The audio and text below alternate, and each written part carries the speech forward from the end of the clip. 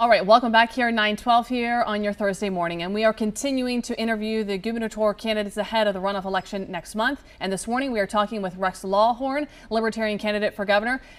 Rex, good to see you. It's good Glad to see you're back you again. Thank this you. morning. Let's talk numbers here. So in the primary, you received just over 1,000 votes. Yes. And should you win in the August runoff, then you're going to be facing a Democrat and a Republican who each received more than 100,000. Drew Edmondson received more than 200,000 votes in the primary. Can you really expect to compete against those kind of numbers? Oh, absolutely.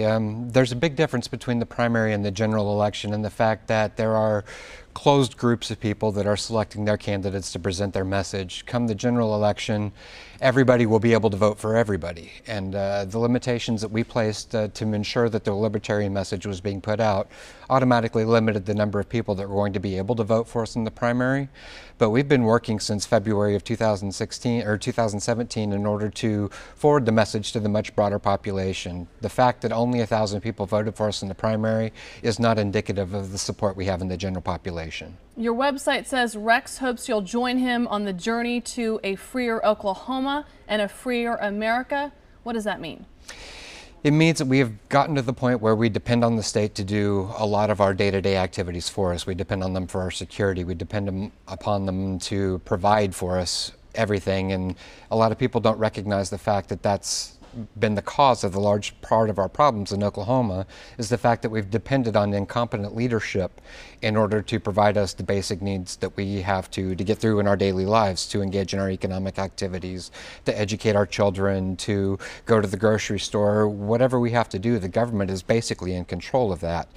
And in order for us to overcome the incompetencies that inherently come through the government, we need to be able to engage in some of those activities ourselves. Such things as being able to make better decisions as far as how our children are getting educated. That's been a core part of my platform from the very beginning. We have a lot of education systems in the state of Oklahoma that are performing inefficiently, and they are performing below standard, and it's putting our students behind. When so many of your kids are leaving school and going to college and having to go through remediation before they can even perform at a basic level, that tells us we have some fundamental failures. And a large part of that is the fact that there has been no impetus for the school systems in order to improve their performance. And by giving parents the options, putting that education triad back together, the parent, the teacher, and the student, then all of a sudden people have to start paying attention to what's actually going on, and they'll get a higher quality for a lower price. And how do you do that, though? Money is a piece of that, and we have struggled to properly fund Oklahoma education.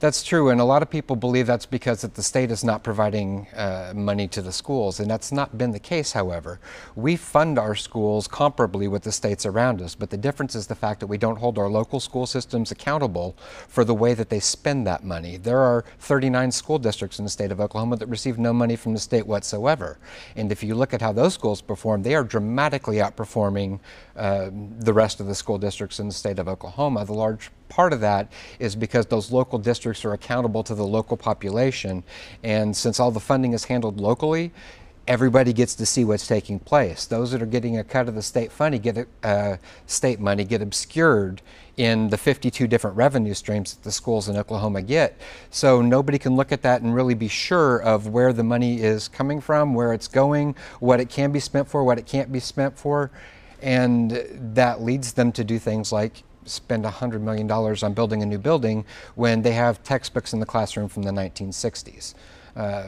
A lot of things that we can do would be to increase the technology in the classroom. Why are we buying a new textbook every year when we can buy them a Chromebook one year and it's good for the next 5, and they can download all of the information that they need?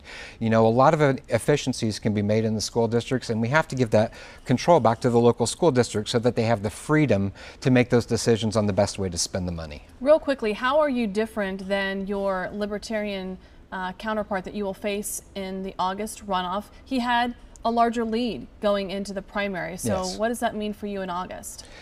It means that we have to focus on dealing with our core constituency, dealing with the libertarians in general, and making contact with them and showing them how we are moving forward the libertarian principles and moving forward good policy for the state of Oklahoma to change the pattern of bad leadership that we've had historically.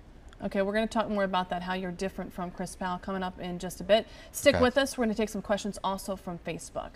For now, let's turn it over to meteorologist Shelby Hayes. Shelby?